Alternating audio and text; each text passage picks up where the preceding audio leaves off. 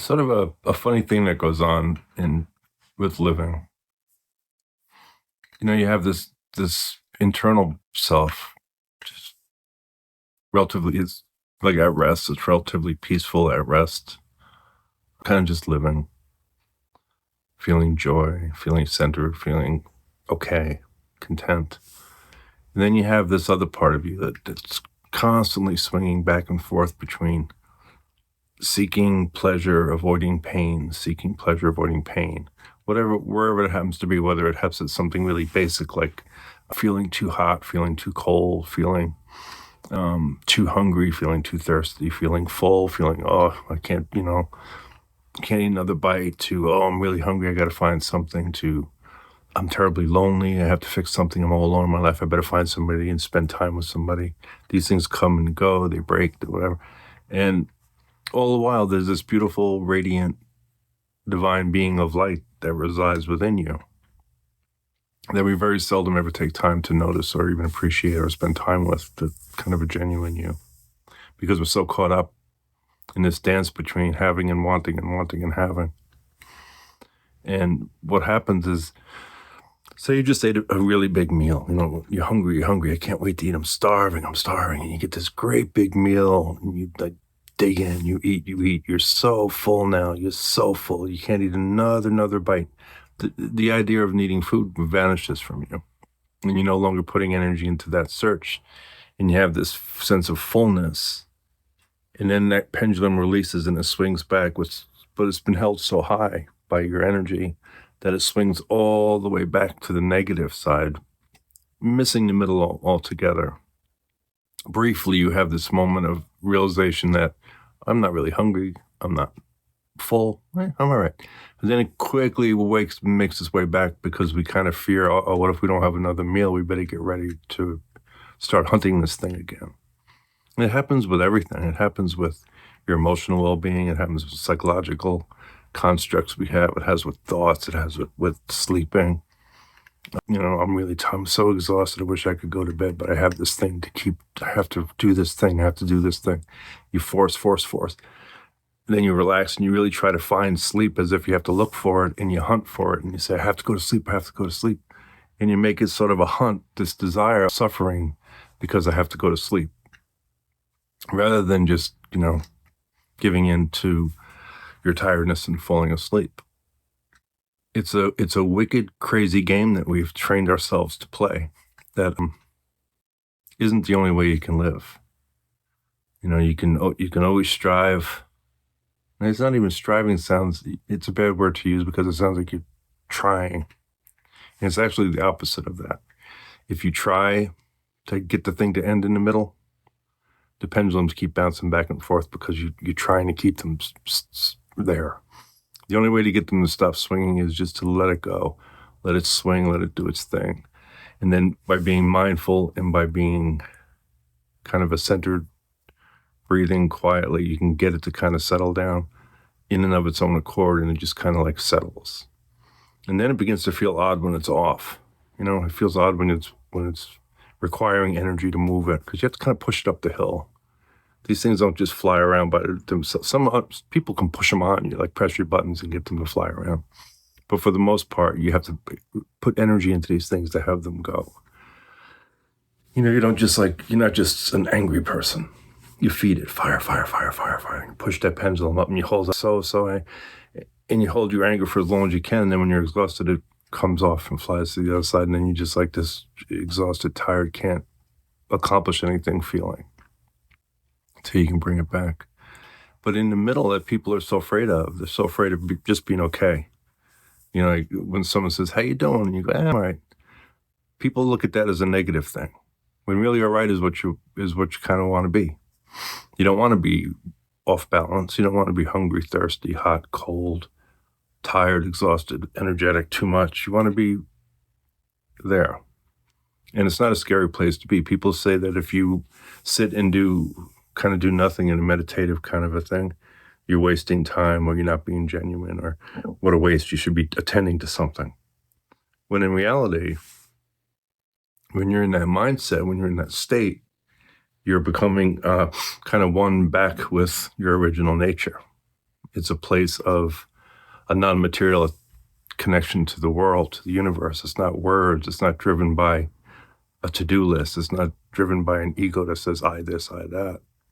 That state of quietness is really a state of oneness with everything that's inside and outside, with the whole thing.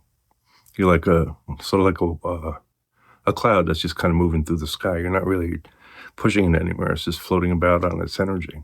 And sure, you have these thoughts that radiate through with words. I have to do my taxes. I have to do this. I have to go to the store. All these things that you do have to do as part of living. It certainly doesn't mean you just sit in a cave and wall yourself in and just sit. It's that when you're not attending to a thing or multiple things, in your quietude, you sit back and you say, it's okay now that I can just remain still. I can breathe this in. I can breathe the universe out. I can be one with this whole thing without trying to acquire anything or without trying to release anything. It's just okay to sit with it and be one with it. And this is what the Buddha was talking about when Buddha says that, people suffer most because of themselves, because they desire certain things. And it's not desire in a negative sense. It's that we feel like we have to get something. There's something that we have to go find, something we have to do, something we have to always accomplish, always work at. And if we don't have it, we feel as if we're suffering and we're at a loss. Very seldom do you look and say, well, no, I have everything I need. These are things outside myself that I need to sustain this body. I need food. I need shelter. I need love and compassion. I need some kind of work to do. These things you have and you do them. But it's not a constant more. You do what you have to do. And when you're not doing something, you come back to that middle place where you allow your real divinity to shine, where you allow compassion to grow, where you begin to feel, without definition, without words, you begin to feel oneness with this thing. And it's not really an event. You don't all of a sudden wake up one day and say, I feel one with everything. It's a slow, steady progression, like tide riding up on a beach. Moves a little until it's full, and then it waves back. We're like that. There's no constant. You're not going to always be this consistent person that says, I'm this, I'm now enlightened, I don't really care about any of these things. Because there is suffering in life. There is pain in life. None of that goes away. You're still going to have a toothache, a headache. You're still going to have illness. You're still going to have death. You're still going to have remorse, sadness. These things occur. They're just part of this kind of an odd world we live in, where it's a world based on consumption. Everything consumes everything else. It's this constant, who's going to win, who's going to get eaten, and who's going to eat. There's that part of this thing in the world. There's also the non-material aspect of the world, which doesn't abide by those kind of rules. The soul doesn't eat, doesn't have feeling, it doesn't suffer because it's non-material. There's a part of you that has no place to suffer because it doesn't have a form that can be hurt. And the only way to get in touch with that person, or that is, if you want to call it a person, that part of you or that wholeness of you, is to really sit down in it quietly. Let the other things go by. You might be getting hungry, so you tend to eat something, or just in your mind say, I'm hungry, I'll get to it. And ride the current out of you into this great universe we live in. There's so much more than what you can see through this running about. I always think of that, what is it, the rabbit in Alice in Wonderland? I'm late. It's scurrying along all the time. And it never really achieves anything. It just scurries. It doesn't ever really sit back and say, this is it. This is me. And not to me, it says, not the I me that has words to it, that has an ego to it, but that other blissful, beautiful feeling that you with all.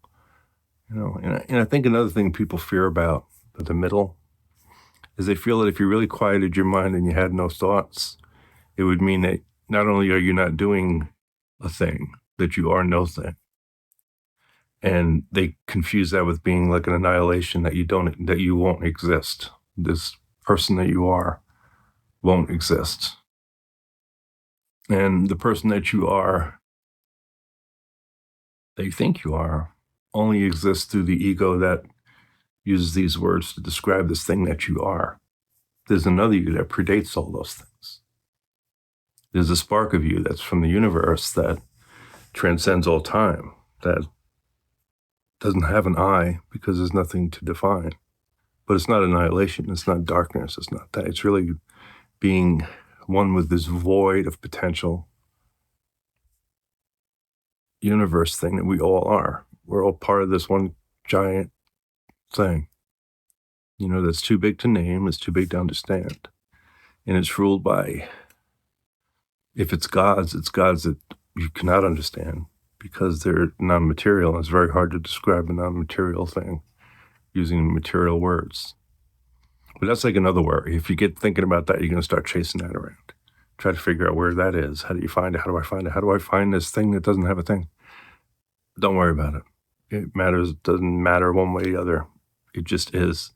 And the only way you can be in it is to set aside that chasing things for a while here and there and sit in yourself, the middle way, as they would say, and see what you see what you feel.